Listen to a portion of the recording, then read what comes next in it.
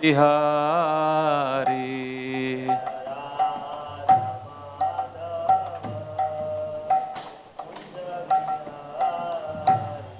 Jaya Gopi Janavallabha Girivaradhari.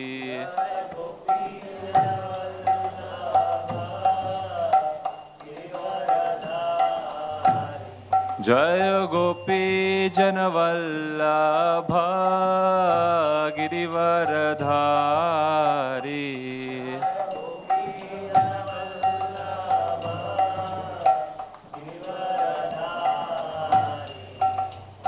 Yashodanandana Braja Janaranjana.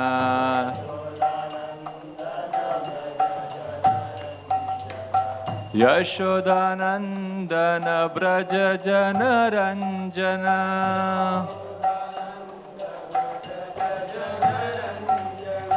Yamuna Tira Vanachari.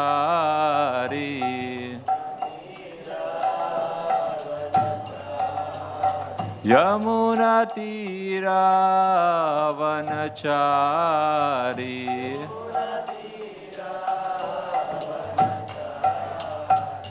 Jayo Radha Madhava Kunja Bihari.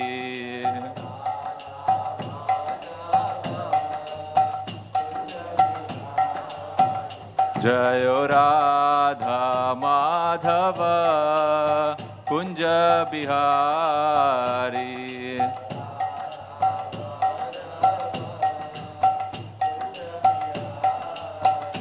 Jayo Radha Madhava Kunja Bihari.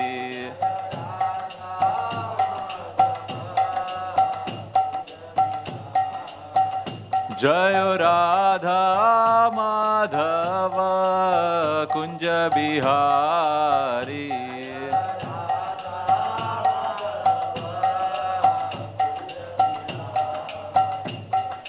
Hare Krishna, Krishna Krishna, Hare Hare, Hare Rama, Rama Rama, Hare Hare.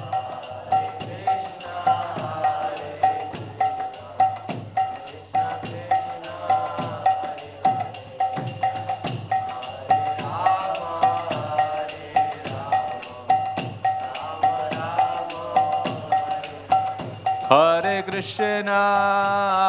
Krishna, Krishna Krishna, Hare Hare, Hare Rama, Rama Rama, Hare Hare.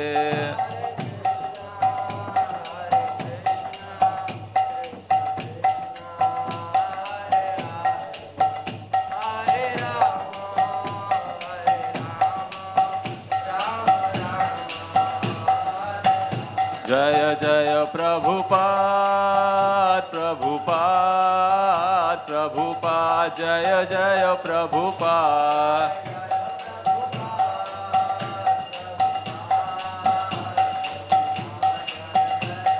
Nitai Gaur Hari Bol, Hari Bol, Hari Bol, Nitai Gaur Hari Bol.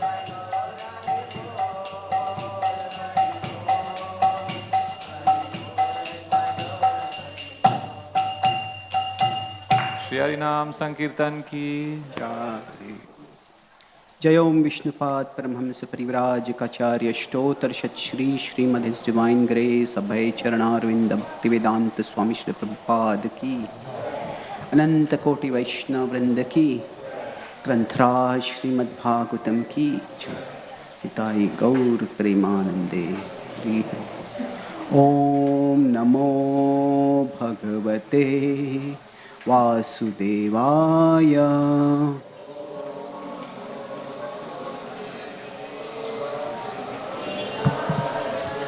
Om Namo Bhagavate Vasudevaya.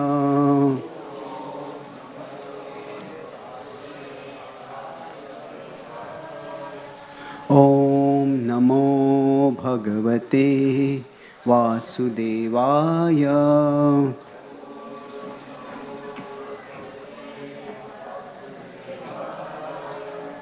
Granth Srimad Bhagavatam, Canto 1, Chapter 17, Text 3. Gam cha dharma dugdham dinam Bhrusham shudra padahatam Vivatsam ashruvadanam Kshamam yavasamichhatim Gam cha dharma dugdham dinam Bhrisham shudra padahatam Vivatsam ashruvadanam Kshamam yavasamichhatim Gam cha dharma dugdham dinam Bhrisham shudra padahatam Vivatsam ashruvadanam Kshamam yavasamichhatim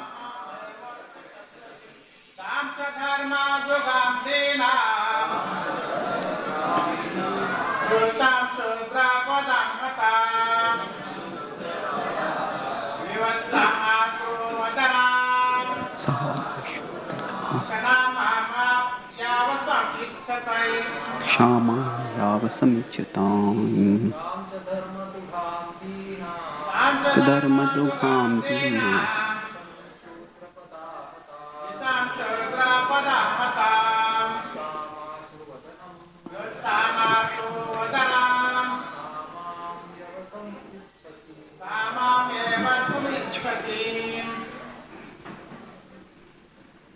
Vaishnavis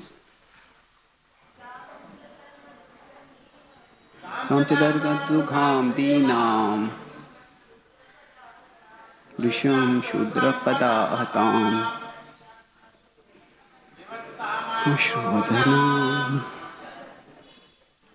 Kshamam yavasamichhatim.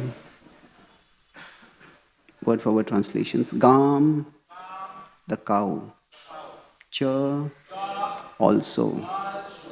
Dharma dugham, beneficial because one can draw religion from her. Oh, it's not visible. Okay. Dinam, now rendered poor. Bhrusham, distressed. Shudra, the lower caste. Pada ahatam, beaten on the legs. Vivatsam, without any calf. Ashru vadanam, with tears in her eyes. Shamam, very weak. Yavasam, grass. Ichhatim, as if desiring to have some grass to eat. Translation and purport by His Divine Grace, A.C. Bhaktivedanta Swami Srila Prabhupada. Translation. Although the cow is beneficial because one can draw religious principles from her, she was now rendered poor and calfless. Her legs were being beaten by a Shudra. There were tears in her eyes and she was distressed and weak. She was hankering after some grass in the field. Purport. The next symptom of the age of Kali is the distressed condition of the cow. Milking the cow means drawing the principles of religion in liquid form. The great rishis and munis would live only on milk. Srila Shukadeva Goswami would go to a householder while he was milking a cow, and he would simply take a little quantity of it for subsistence. Even 50 years ago, no one would deprive a sadhu of a quart or two of milk, and every householder would give milk like water. For a Sanatanist, a follower of Vedic principles, it is the duty of every householder to have cows and bulls as household paraphernalia, not only for drinking milk but also for deriving religious principles. the Sanatanist worships cows on religious principles and respects Brahmanas. The cow's milk is required for the sacrificial fire, and by performing sacrifices, the householder can be happy. The cow's calf not only is beautiful to look at, but also gives satisfaction to the cow. And so, she delivers as much milk as possible. But in the Kali Yuga, the cows are separated from the cow as early as possible for purposes which may not be mentioned in these pages of Srimad Bhagavatam. The cow stands with tears in her eyes. The Shudra milkman draws milk from the cow artificially, and when there is no milk, the cow is sent to be slaughtered. These greatly sinful acts are responsible for all the troubles in present society. People do not know what they are doing in the name of economic development. The influence of Kali will keep them in the darkness of ignorance. Despite all endeavors for peace and prosperity, they must try to see the cows and the bulls happy in all respects. Foolish people do not know how one earns happiness by making the cows and bulls happy. But it is a fact by the law of nature. Let us take it from the authority of Srimad Bhagavatam and adopt the principles for the total happiness of humanity. Om Ajnanatimirandhasya Jnananjanishalakaya Chakshurun Militam Yena Tasmai Shri Gurave Namaha. Nama Om Vishnupadaya Krishna Pristhaya Bhutale Srimate Bhaktivedanta Swami Iti Namine Namaste Saraswati Deve Gauravani Pracharine Nirvishesha Shunyavadi Paschatya Deshatarine Vancha Kalpatarubhyascha Kripa Sindhubhya Evacha Patitanam Pavanebhyo Vaishnavebhyo Namo Namaha. Shri Krishna Chaitanya Prabhu Nityananda Shri Advaita Gadadhara Shri Vasadi Gaura Bhakta Vrinda. Hare Krishna Krishna Krishna Hare Hare, Hare Rama Rama Rama Hare Hare. Hare Krishna. So today morning, one of the most heart-wrenching or distressing sections in the Bhagavatam of the Srimad Bhagavatam for the devotee is going on over here. We are in the 17th chapter of the Srimad Bhagavatam. The first canto has 19 chapters. And we will see that basically here we are coming towards the description of the glories of Parikshit Maharaj, especially in how he confronted Kali. This is the 17th chapter. The whole purpose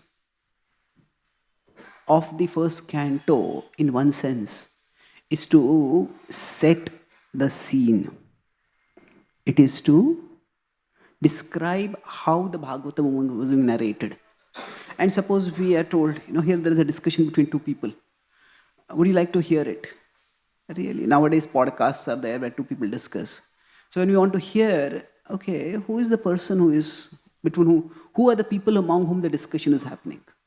We want to know that before we decide to invest our time in the discussion. So in the Bhagavatam, the glory of the student is established in the first canto. The glory of the speaker will come out eventually when the speaker starts speaking.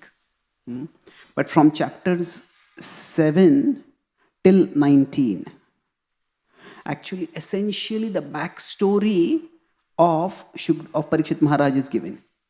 The backstory means what happened in his life before. How did he come to the level of hearing the Srimad Bhagavatam? That is what is described. And when that is described, the purpose of this is to illustrate how great a person was hearing this discussion. Therefore, we may be inspired to hear it. So, here, how Parikshit Maharaj confronted Kali, that is described. So, in general, when the glory of some incident is to be described, if you want to describe how powerful, say if there is a movie which wants to describe how powerful a hero is. So, to describe how powerful the hero is, quite often what is required is describe how deadly the villain is. How dark and degraded and deadly the villain is. And when that is described, then when the hero comes to the rescue, then we start appreciating, oh, this is something special. So here, chapters 16 and 17 especially, they are describing how Kali is a dark, deadly person. And what is the reason for describing this? So that Parikshit Maharaj's great strength in curbing such a Kali will now be subsequently described. So in this section, what is described is how Kali is brutally assaulting a cow and a bull. And that is very painful. Prabhupada indicate that pain by saying that when the calf is separated from the cow for purposes that we will not describe in the Srimad Bhagavatam. That purpose, of course, is slaughtering a calf. And Prabhupada doesn't want to mention it over here. So he says, for purposes, we don't want to spoil the pages of Srimad Bhagavatam with that. So this is the setting in which Parikshit Maharaj's glory is going to be described. So today, I will, in the purport, Srila Prabhupada explains how the cow is the source of religious principle, dharma dugham, and how we need to protect the cow. How it was very common in the past, as he says, every householder would have a cow and a bull, and they would take care of it, not just for milk, but also for dharma, for dugdha and dharma, both. So, this was the traditional understanding of cow care. Two purposes was, there's the practical, financial, utilitarian purpose. That is, it provided milk. But just by taking care of cows, one would develop virtue.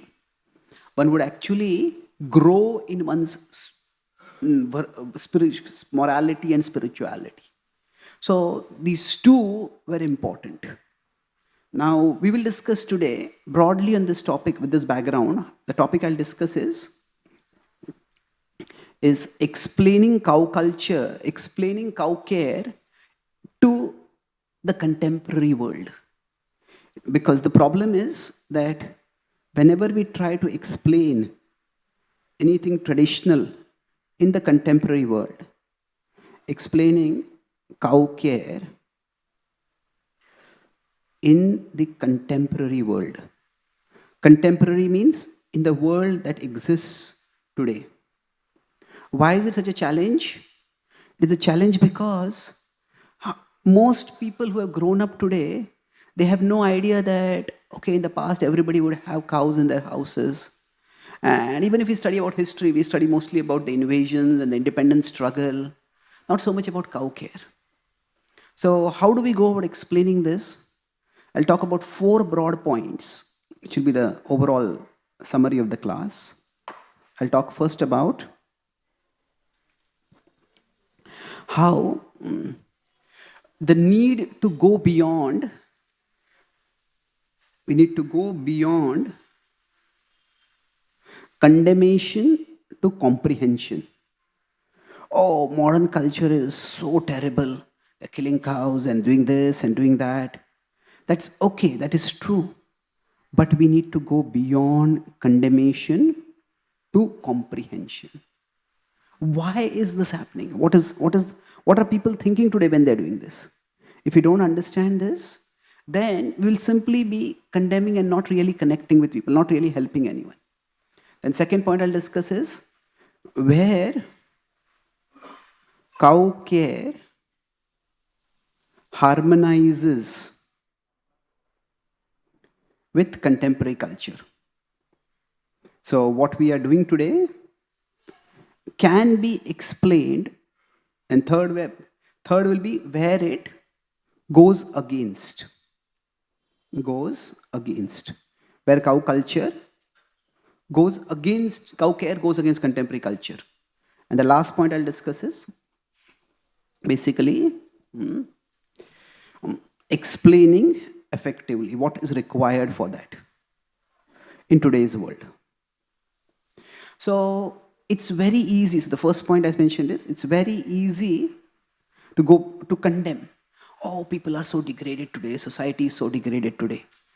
And yes, that can be done, but it's helpful to a limited degree. To understand this, let's try to understand the point of communication. See, broadly speaking, we can say when we are a part of a spiritual movement, when we are a part of a tradition, then there are two broad categories of people. There are insiders. Insiders are those who are practicing bhakti. And then there are outsiders. So outsiders are those who are not practicing bhakti, who are not interested in practicing bhakti, who may not even have any knowledge of bhakti. Now we could say that, let's put it this way. So when we talk about communication, there can be 4 modalities of communication. One will be insider-insider. So insider-insider communication means that this is, for example, the Bhagavatam class that is going on right now.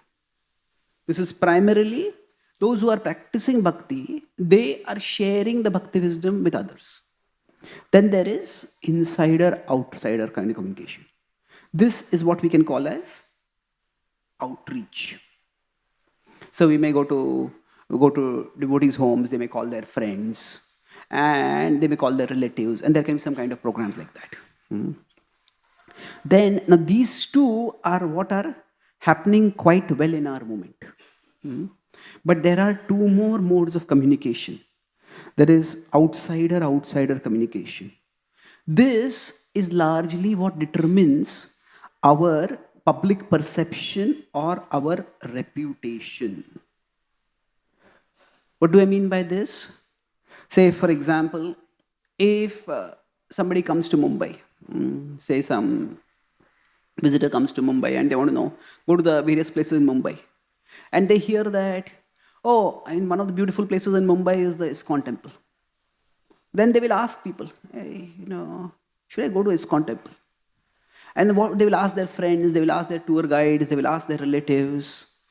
And what do people say at that time? Oh, those people are very pushy. They'll force you to chant. They'll ask you to do this. They'll ask you to do that. And if people see this, they say, I'll not go. So in the West, at least in India, the Krishna consciousness is a part of the lived culture. In the West, it is not. In the West, at least now, the last 15, 20 years, because of the spread of Krishna consciousness, at least something is known about Krishna. But about 15 years ago, there was a book written about 50 ridiculous things you have heard. There's something like that title. And about 7% of the people, they said, the most ridiculous thing I have heard in my life is a Hare Krishna person coming to me and telling me that a bluish black boy is God. They said this is the most ridiculous thing. That was their idea. They have no idea. So in the West, when somebody sees us distributing books or giving or dancing on the streets, what are they going to do? They'll probably Google us. They'll go to Wikipedia. And we may say, oh, Wikipedia is all written by mundane scholars or mundane people. We don't care. Well, we may not care, but that's how people's perceptions are going to be shaped. So this is something which is quite important if we want to reach out to people who are not yet ready to become insiders. Generally, when there is insider-outsider communication, the purpose of this, at one level, the purpose of this communication is to bring them over here. That when we do outreach, the purpose is to help them become devotees. But there will be many people who are inquisitive, but they may not want to become devotees. How are they going to perceive us? And for that purpose, at least for some people, this outsider to insider communication is also important. What this means is, this is what brings social awareness. What are people thinking today? What are the issues in people's minds? Why do they think the way they do? So to the extent we understand this, to that extent we can actually connect with contemporary people. Otherwise, what is going to happen is, we can say, among the outsiders, say if there is a large number of people who are outsiders. Now, among these, a small number of people may be interested in becoming insiders. And our communication will reach to them. But those who are not interested in becoming insiders, if we are simply condemning them, no, today people eat cow flesh and people kill us otters and they don't have any understanding. I'll say, what world are you living in? What are you talking about? It's like, if I am condemned for values that I don't even know about, what is going to happen by that is alienation. Alienation means we will have some outsiders who will be coming here and a large number of outsiders will be going away. So this is the typical characteristic of a cult. A cult is where there is a rigid and radical differentiation between insiders and outsiders. Oh, we are good, they are all bad. We are wise, they are foolish. We are virtuous, they are vicious. Now, this is not our philosophy. Our philosophy, there are three modes of material nature. And different people are in different modes. So the point is that if we want to reach out to people to some extent, so I talked about this communication, insider-outsider communication, if you want to do it effectively, insider-outsider. So sometimes the insider will have to position oneself like an outsider. That means, okay, why do people think like this? What is the language that they use? So when we do this, then we will be able to actually connect with people. And in this purport itself, there is an example of this. It is not that the insider becomes an outsider. We don't want that. It's not that a devotee stops practicing bhakti. Rather, a devotee understands. Why do people think the way they think? Why do the people act the way they act? So in this purport, Srila Prabhupada has used a word, Sanatanist. Now this is not a common word that Prabhupada uses. Sanatanist. So basically this is like an improvised word Prabhupada has created, a follower of Sanatan Dharma. It's interesting, Prabhupada uses it in the first canto. After that, he practically doesn't use it in later cantos. It's very rare to see Srila Prabhupada using it. Prabhupada has used it in some of his Back to Godhead magazines, articles also, which he published before 1944. Now, why is that? Because social awareness. To the Western mind, this sounds very similar to a very negative word, and that is Satanist. What is a Satanist? Is a worshipper of the Satan. Satan or Shaitan is the opposite of God, is the embodiment of evil. And as a reaction to extreme radical Christianity, you people worship God, we are the opposite of you. So not only we become atheists, we worship the person who is the opposite of God. So there is a large cult of Satanists, more than several million people are a part of this. So when Prabhupada became aware that, oh, this word sounds like that, Prabhupada stopped using it. So this is social awareness. Like I use the word cult. Prabhupada used the word cult quite often in his books, but we don't use it now. Because at that time, cult simply referred to a group. When Srila Prabhupada learned his English in 1930s, but by 1960s, there was a lot of, especially in America, there's a lot of apprehension about cults brainwashing people and indoctrinating them and completely cutting people away from the world. And when that word got a negative connotation, now we as a movement have more or less retired that word's usage from our vocabulary. So that's social awareness. So this is the first point. So similarly, with respect to cow care, we live in a world today where cow care is often seen like a Hindu religious idiosyncrasy. It's sometimes these strange Hindu people do. In fact, I'm now moving to the second point. The first point was, if we want to actually connect with people, connection requires that we stop condemnation and start comprehension. Condemnation means insiders are saying how terrible the outsiders are. comprehension is, okay, why are these people like this? We try to understand that. So now the second point I discuss is where the cow care, it harmonizes with contemporary values. That's the first point. And now to understand this, when we go to the point 2, the key thing to understand here is that even in the what we call as the world today, see, there are different phases in the history of the world. So we can say there was pre-modern, and from pre-modern, people moved towards modern. And now, to a large extent, much of India is in this stage now. We are moving towards modernization. So modernization means there is urbanization, there is industrialization. There is, of course, now most of the world has gone beyond industrialization per se. We have the information technology.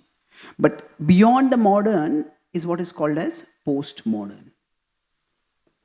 So I won't go into the specific ages too much. So in pre-modern times, people focus primarily on religion as their source of authority. That means, oh, if the Vedas say this, this is right. If the Bible says this, this is to be accepted, like that.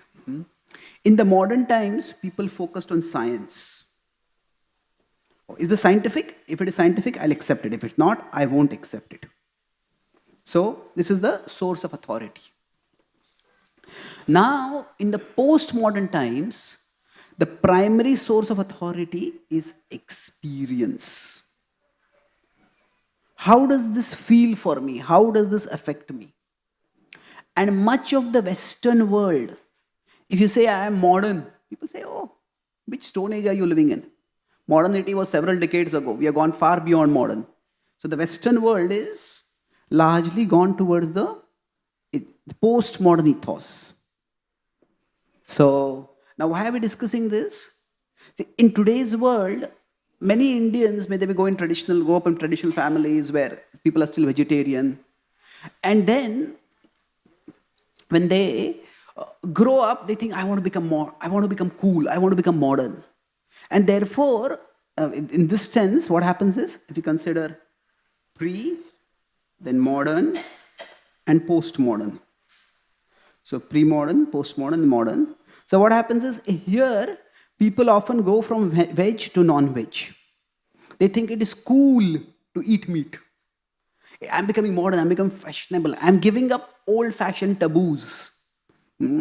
But in the West, actually, when people are going from modern to postmodern, they are becoming vegetarian. More specifically, they are becoming vegan in large numbers. And in the Western world, actually to abstain from meat, they say, I don't want cruelty-free food. They use the word karma-free food or cruelty-free food. And they think, so this was considered cool. But now this is considered cool, this particular journey. So what has happened is social values change. Now, what is happening? Srila Prabhupada, when he's explaining is, he's saying we should accept the authority of the Srimad Bhagavatam, that cows are the source of great dharma, of virtue, of prosperity. Now, all this is true.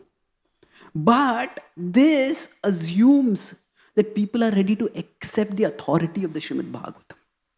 So, just to summarize this point, now there is age and there is authority. So which authority is accepted by which age? We consider, so pre-modern, who is authority? Religion. So Prabhupada is primarily drawing from that authority. And now, it's not that this authority is no longer important. It's not that sacred texts are no longer important today. They contain timeless wisdom. And they need to be accepted eventually by thoughtful seekers. But the overall social ethos today is not where these texts are the source of authority for majority people. So therefore, if we try to make our case using these texts, we will not be able to connect at all. Or if we use the ethical standards of these texts, and evaluate contemporary people and call them degraded, all that will happen is people will just think you are so indoctrinated.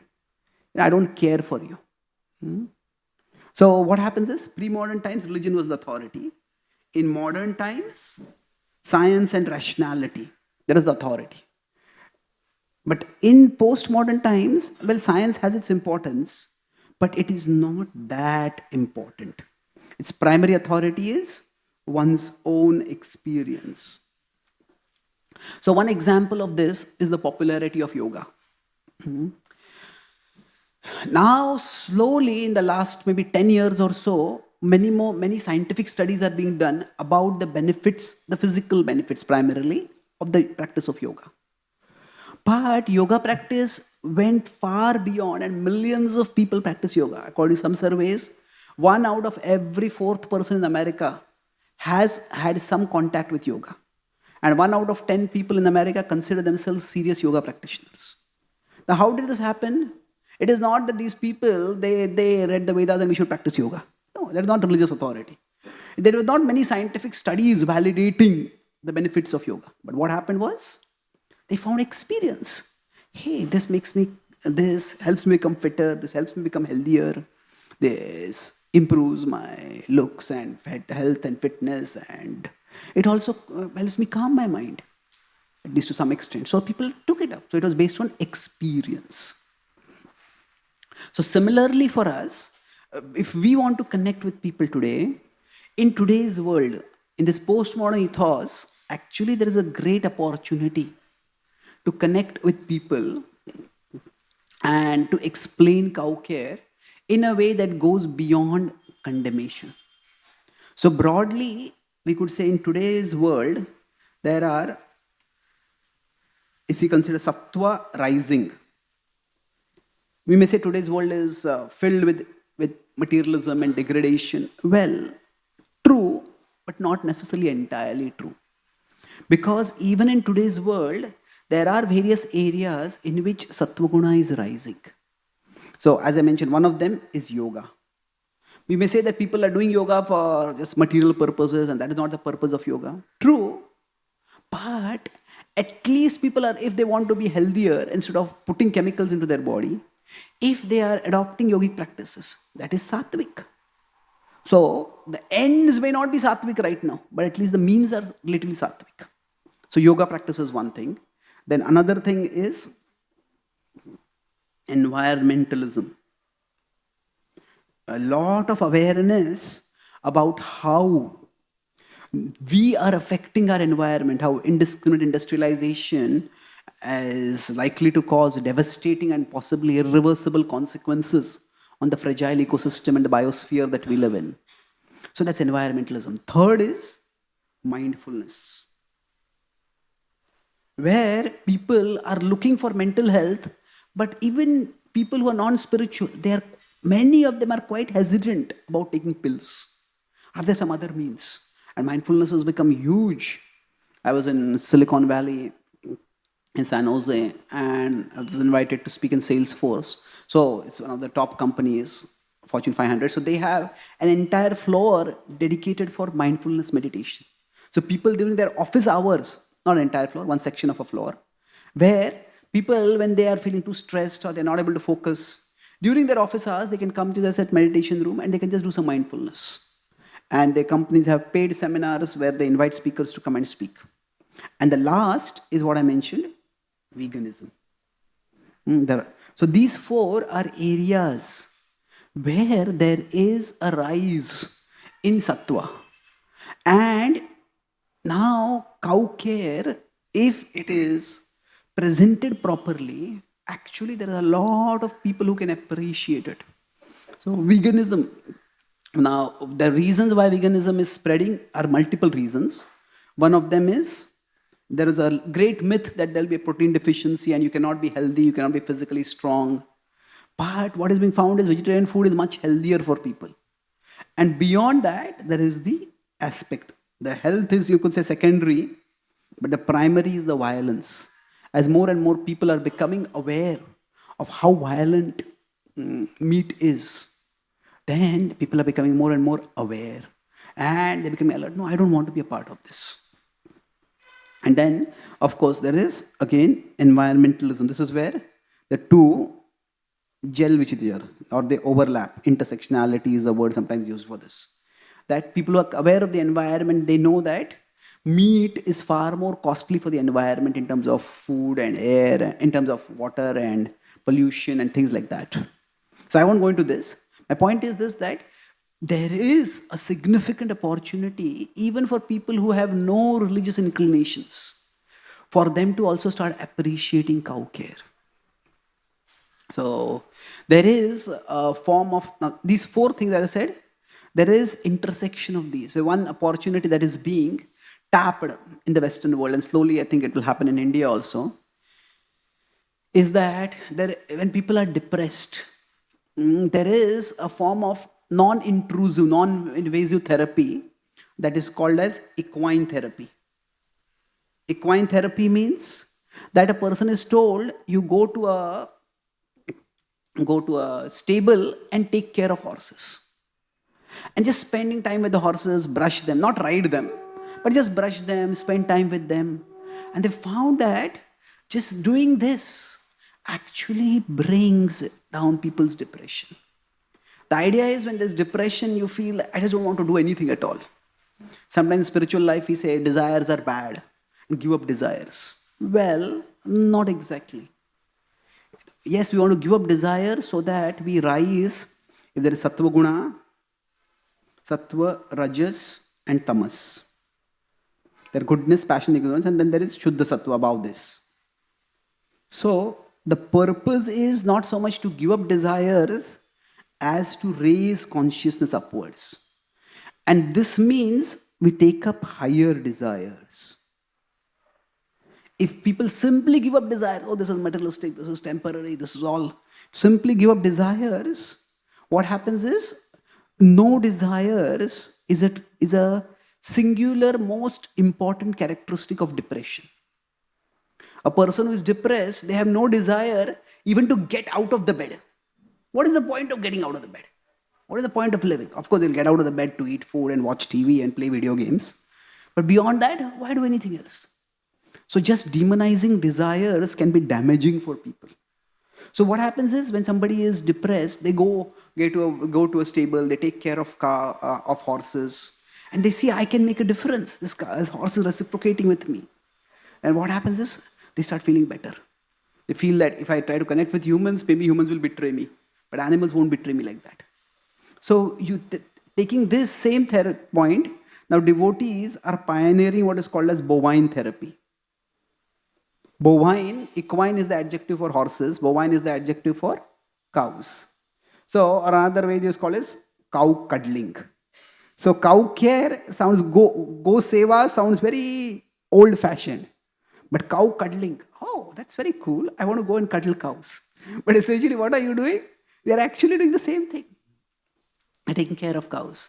And although this research is in the nascent stage, but a lot of people have reported that they feel so uplifted by being with cows. So this is a way where we can tap the contemporary ethos. And where we can actually present cow care. We don't have to present it, oh, you should take care of cows because Krishna loves cows. Okay. So Krishna loves cows, that's just your religious sectarian god. Why should I care? Well, yes, we want them to care, but how it happens, when we want to connect with people, connection, see, there is, you could say there's one circle, there's another circle. So this is their felt needs. And then there are ultimate needs. So the ultimate need for every soul is to ultimately connect with the divine, love Krishna and attain Krishna. That is the ultimate need. So we could say here, the ultimate need is Krishna Prem, love for Krishna.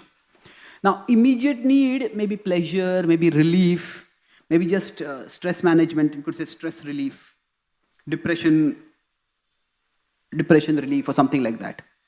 So is there some place where these two can intersect? So connecting people means understanding what their immediate needs are and seeing where the immediate and the ultimate can connect, can overlap. So this is where bovine therapy or cow cuddling, this, if presented appropriately, can fall in this category. It's the overlapping of these two Venn diagrams. Now, going further, I'll move to the third point now. The second point was where to overlap, where cow care overlaps with contemporary culture or it harmonizes. Now, where it goes against contemporary culture. There are several areas, but I'll go briefly over them.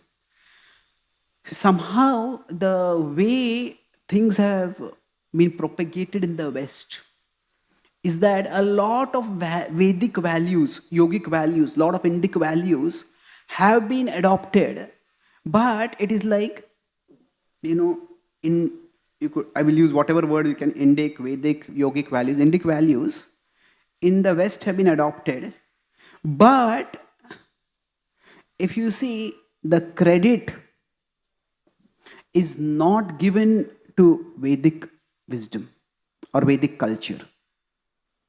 The credit is given often to, for example, in this particular case, it is given to Buddhism. So it's interesting, in the West, most people think that yoga comes from Buddhism. They don't say yoga comes from Hinduism. And even the value of ahimsa, the value of non-violence, which is quite central to the ethos of veganism, they say that comes from Buddhism. And that doesn't come from Hinduism. And to make things worse, sometimes we as devotees, we say, the Bhagavad Gita is literal. Krishna actually told Arjuna to fight a war. Oh, then Krishna is a violent god. How can you talk about ahimsa if your central text is teaching ahimsa? Well, no, the Gita is not teaching ahimsa. In that particular context, the call for action for Arjuna was to fight. But the Gita's universal message is not to fight a war. It is to harmonize with the divine will. So the point I'm making is that somehow the way things have been presented or things have been comprehended is that the value of caring for animals, it arises from the value of non-violence. Or at least not just so much non-violence, as reverence for all life. And Panditaha Samadarshinaha. So that is very much a Vedic value. And just because the Gita tells that Arjuna that you have to kill the opposing army, does not mean that the Gita is licensing indiscriminate killing or the Gita is licensing meat eating. Not at all. So the point is that these values are not seen as coming from the Vedic context. And so that's why the credit is not given. Yeah, India is the culture, India is the land where people worship strange-shaped gods. There are snake charmers. Of course, now India is the place of software engineers. Or India is the place of Bollywood. That's what. But it's not exactly seen positively too much.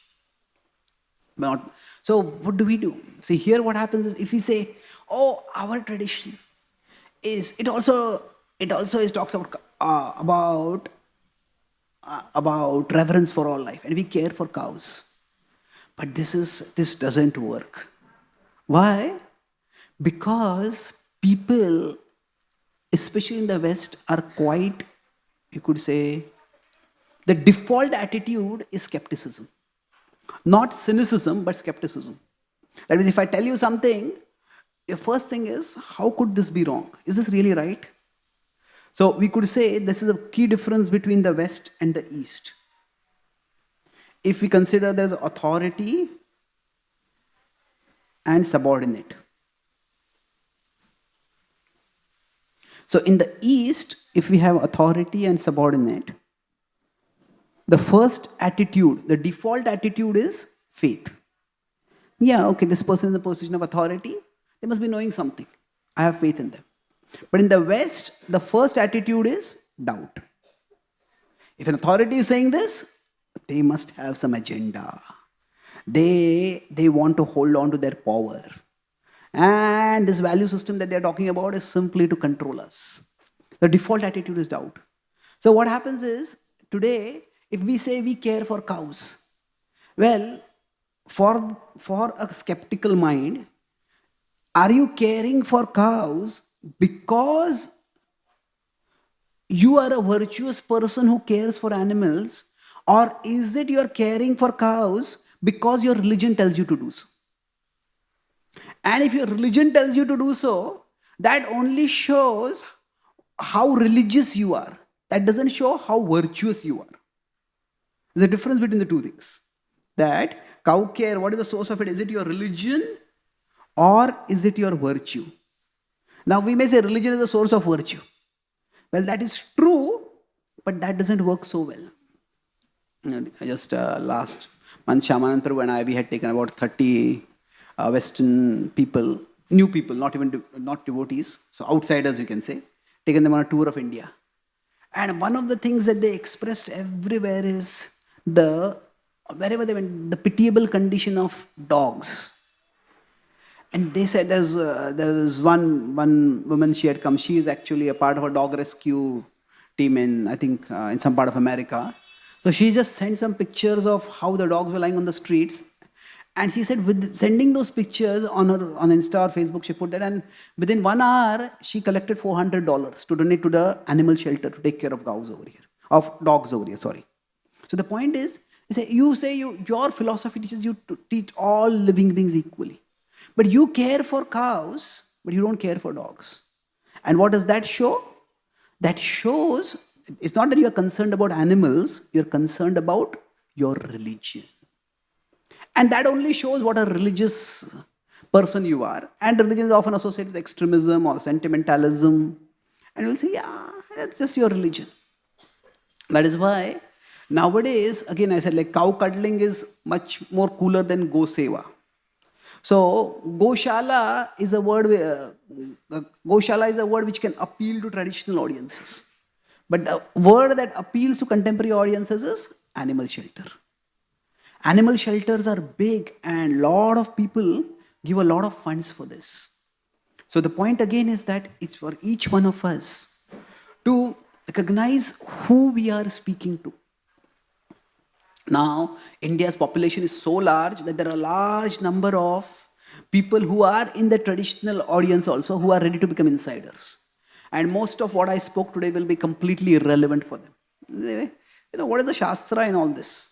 Why are you not talking about Parikshit Maharaj and Shukdev Goswami and the pastime? Well, yeah, we can talk about that. But who is the audience? So if the audience is those who are traditional, and as I said, there are a large number of people like that. Now, how many will remain after 1 or 2 generations? That is something which is open to question. I was in Florida and I was giving a talk to some Hindu kids, not devotee kids. Some devotee kids were also there. So I asked them, how many of you have heard of Narasimha? And one of them raised hands. And he was looking very proud. He says, wasn't he for the former Prime Minister of India? So he was actually proud of his general knowledge about India. But he had no idea about Narasimha as God, as an avatar of Vishnu. So maybe 1 or 2 generations later, this audience who are outsiders ready to become insiders, who are ready to accept traditional authorities will be not there at all. So at that time, the need for contemporary outreach will become even more. But the key point is, if we can learn to present things in a way that is intelligible, it is appealing. Who is the audience I'm speaking to? So that brings me to the last point. That how do we present cow care? It is understand the audience. So who are we speaking to? When we understand whom we are speaking to, then actually we can connect with those people. It's like I said, in the pre-modern, for the pre-modern and the modern audiences. So the sources of authority, if we quote those sources of authority, we can connect with people. So for example, if somebody is a traditional audience, we quote a lot of Sanskrit shlokas. Oh, this person is so scholarly, this is such an important point, Shastra teaches it. For modern audiences, we quote a lot of scientific references. We can quote about how, milk is so healthy. These are studies which show that milk is healthy, or these show that how cow products are of so much benefit economically, this, that. We can talk about scientific studies we can quote. But for a postmodern audience, If you quote too many scriptural verses, that actually backfires. Rather than saying that, rather than saying that, this person knows so much scripture or so much scriptural backing is there for this point. I say, yeah, can't you think for yourself? Are you just like a robot through which somebody else is speaking? You have no thoughtfulness. You are just towing the party line. So for a postmodern audience, there has to be analysis with tangible benefits, the experiential benefits. And this is where things can actually reach a large number of people. The same things which are actually same values, like Prabhupada would say, old wine in new bottle. The idea is that we need to understand the contemporary mind and present accordingly. Srila Prabhupada says in a letter that he wrote to the Bhaktivedanta Institute that we need to learn the art of approaching intelligent people and accept different perspectives and present Krishna consciousness. So Prabhupada is not saying you teach them. He says we need to learn the art of how to reach out to them. And we need to, not that we have to say that every perspective is true, but why people have certain perspectives. If you understand that, then we will be able to connect with people and communicate this value. So today, cows are unfortunately subjected to so much persecution and pain and death. But that can change.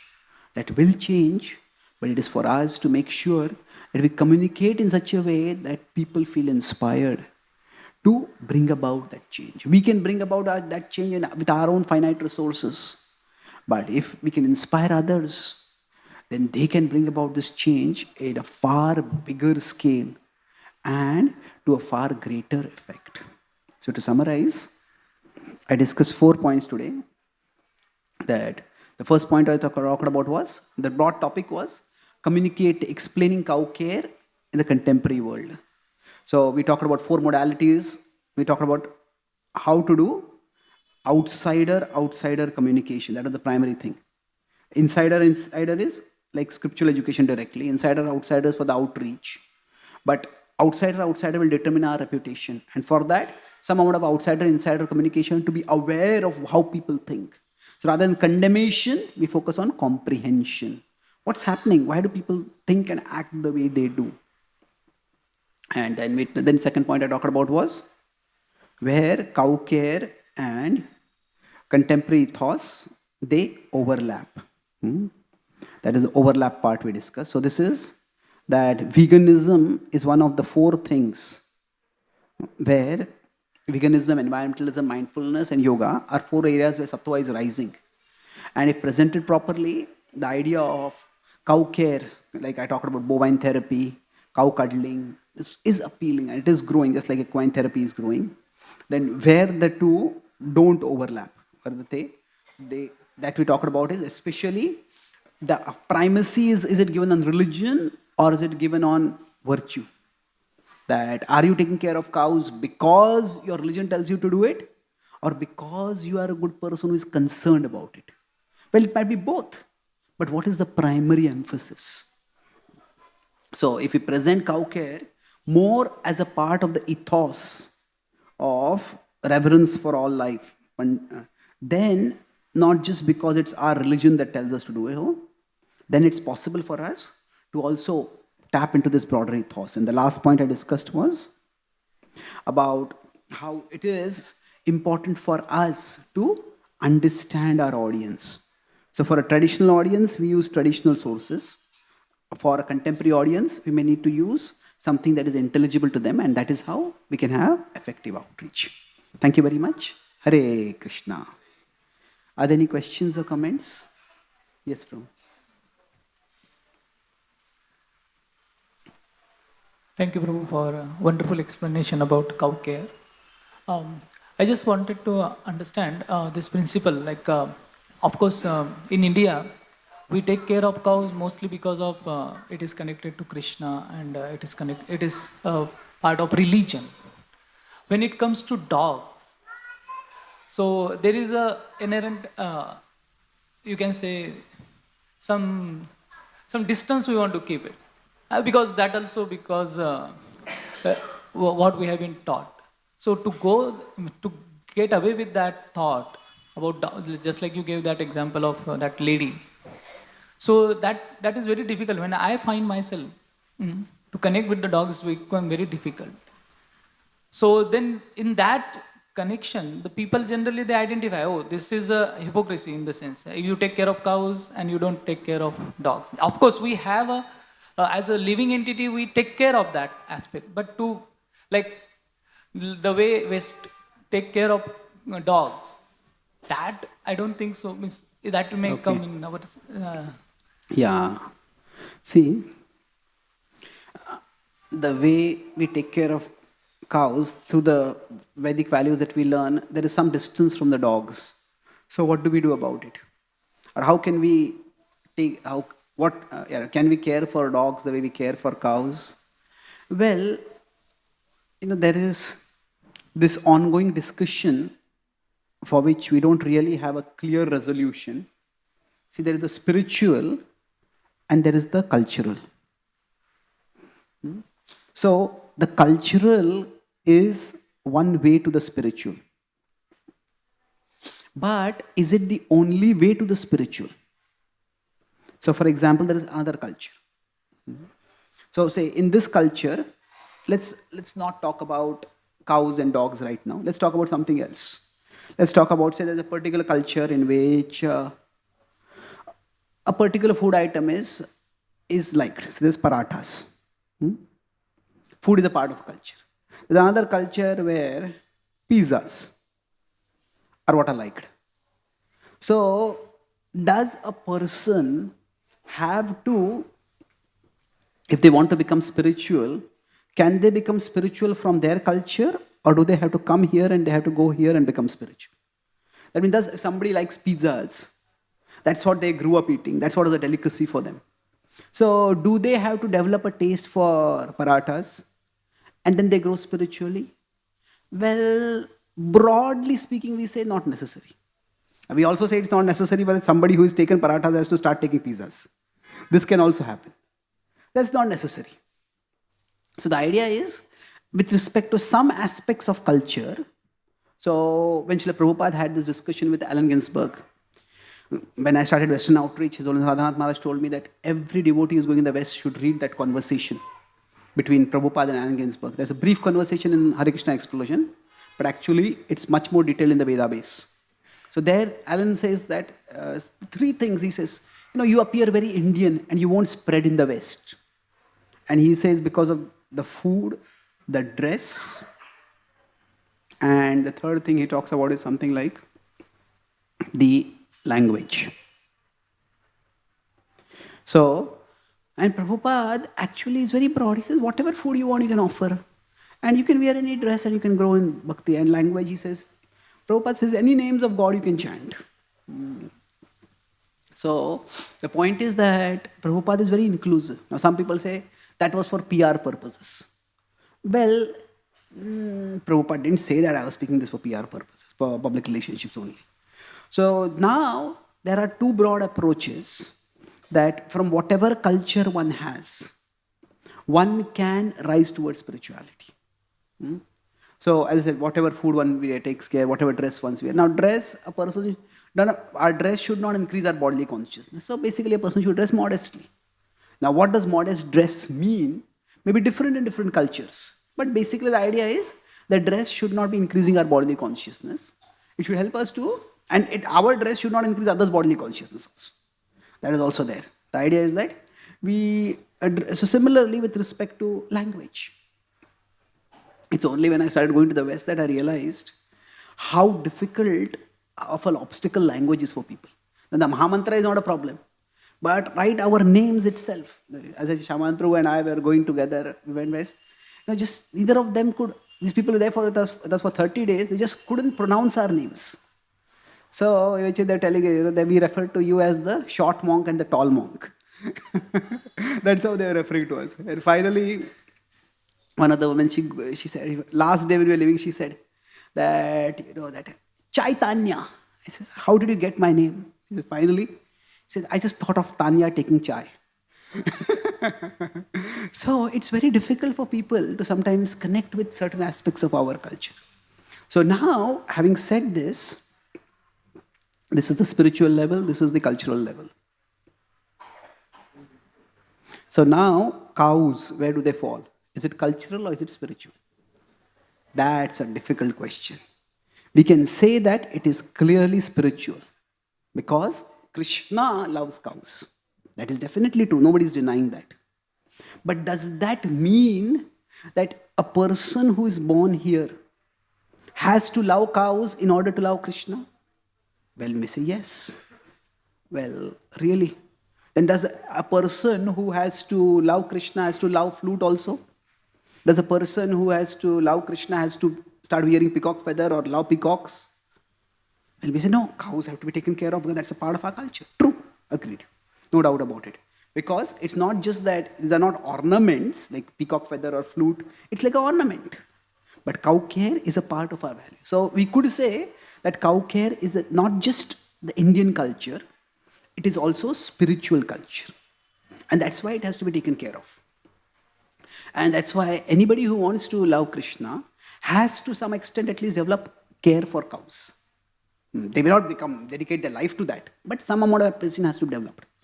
Now, the other way, if we consider, should that now caring for dogs is a huge part of Western culture. And we could go into various reasons for that. One of the things is that Western culture is extremely lonely. And dogs and cats are, Radha Prabhu wrote a book called Your Best Friend.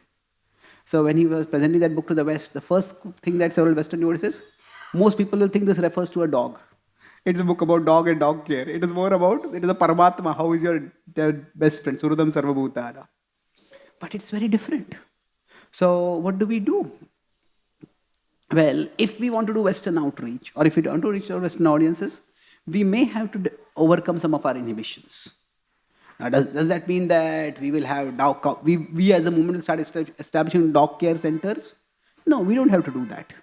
But that aversion towards dogs that is there, that can be avoided. And dogs are known to have therapy purposes. People who have, they get fits. Now, there are therapy dogs. They help people. I know one senior Prabhupada disciple who constantly has a dog with him. And not because he loves that dog. Of course, he's affectionate toward the dog. But the idea is that he gets some fits. And these dogs are trained that whenever they sense a person getting a fit, then that dog goes behind that person and cushions the fall. And then when the dog starts barking, that dog has like special kind of belt around its neck. And whenever that dog starts barking, people around nearby CNA, they immediately call 911. They call the ambulance. He said, this dog has saved my life twice. But so, the dogs have multiple purposes. So, if we just connect with people who are connected with dogs and understand why they appreciate them so much, then some of our instinctive, if not aversion, apathy that is there, that can decrease. Is it that something which everyone has to do? Not necessarily. But especially, again, I said, depends on the audience. If you are trying to reach out to certain people, if we have certain centers which are meant to reach out to certain people, then in those centers, if most of the people over there have apathy towards dogs, then that's going to be a problem. So I would say that this just is developed by connection. You can, I said, outsider, insider, that kind of communication. Okay, why are people so much in love with dogs? Well, if you try to understand that, what a dog means for people's life, There's one car bumper sticker I saw. The more I get to know people, the more I love my dog. Because people are untrustworthy, people betray, but my dog is always with me. Now, that's an unfortunate state of affairs today. Now, we don't want that state of affairs. We would much rather that people develop more principles, people become more sattva, and people become more trustworthy. But before that change happens, in the process, what are people going to do? So if we understand, then I think it's possible to overcome that distancing that we may want to keep from dogs. Now, does that mean that sometimes there can be too much distancing, there can be too much closeness also? Like people sleep with their dog, have the dog on there's one devotee who was a psychotherapist, and he found it is earning money, but it was a little competitive. And then he specialized. There's a field called dog therapy. Now there is yoga and there is something called doga. Doga is a specialized form of yoga which you do with your dog. And this devotee said, I'm not a yoga teacher, I'm a doga teacher. Because there's a niche, he's actually earning a lot through that. And he says, by that, I don't have to worry much about the competition and I can focus on my bhakti. So I would say that if we connect with people who are in that particular area, we can comprehend much more. Thank you. Your question? Yes, sir.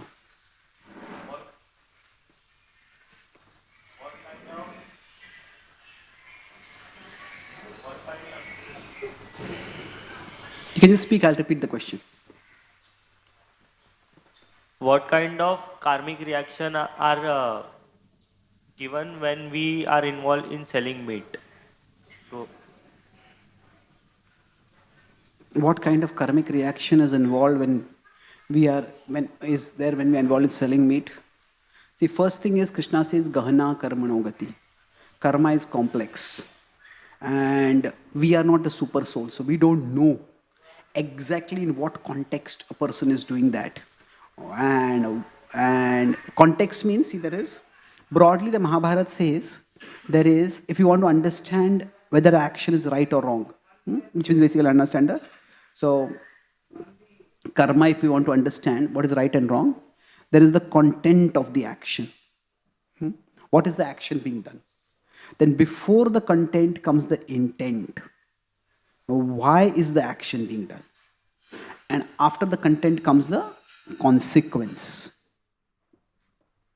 What is the result of the action? So all these three are to be considered when determining what is a right or wrong action. So from the content point of view, any action in which we cause pain to others, that is negative karma.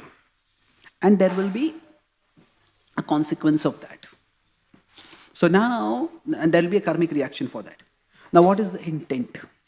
Now somebody may do it because it's just their livelihood and they've never thought about it much before. That's what our family was doing, that's what the job I got, I'm doing that. Okay, that's one way of looking at it. Now if we compare that with what Narad Muni told Mrugari, Mrugari actually half killed animals and he delighted in the pain that he was inflicting on that. And he said, that's terrible. At least kill them fully. He didn't tell them stop killing. He says, kill them fully. Why? Because don't let your intent be to enjoy their pain. Pain is being caused. But don't enjoy that pain. So we consider the consequences.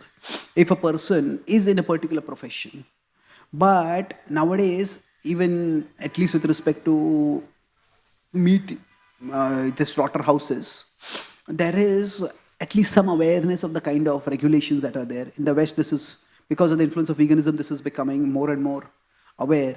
So if animals are killed, or they could be killed in extremely painful ways, they could be killed in painless ways. Painless ways means they could be given some anesthesia or some painkiller before they are slaughtered. Or they could be killed with blunt weapons or blunt instruments where the killing takes a lot of time. They could be killed with sharper weapons where the killing is instantaneous. So there are ethical considerations over there. Now we may say this whole industry is barbaric. That is true. But within that also there can be attempts to lessen the pain. So in general, the principle is when we cause pain, there is a reaction. And the reaction is we will get pain if we are causing pain. So now somebody may say that I am not actually killing the animal. I am simply selling the meat. Well, yes, true. So it's not that a person is directly killing the animal, but we have to understand that karma is a chain. Now, why would somebody kill animals if there was nobody selling the animals, selling the meat? So it's everybody who is involved in that is implicated. Now, the degree of the implication, that will depend on factors. Is a person selling meat, is that their only thing that they're selling? Is that one of the things that they're selling? Is it something they're selling but they want to stop selling it in future? Is it something they're selling and they want to expand it in future? So we have to consider all these factors, and rather than simply saying, this will give you terrible karma, you're doing this and that, you have to stop it. Well, that's one way of communicating, but help people understand and then help people deal with the situation. Okay, what can one do? Can one move towards some other profession? What will be required for moving towards some other profession? So when one considers that, then we are not just condemning, but we are actually assisting people in raising their consciousness. Okay? So thank you very much. Grantaraj Srimad Bhagavatam ki, Srila Prabhupada ki, Gaur Bhakta Vrinda ki. Gaur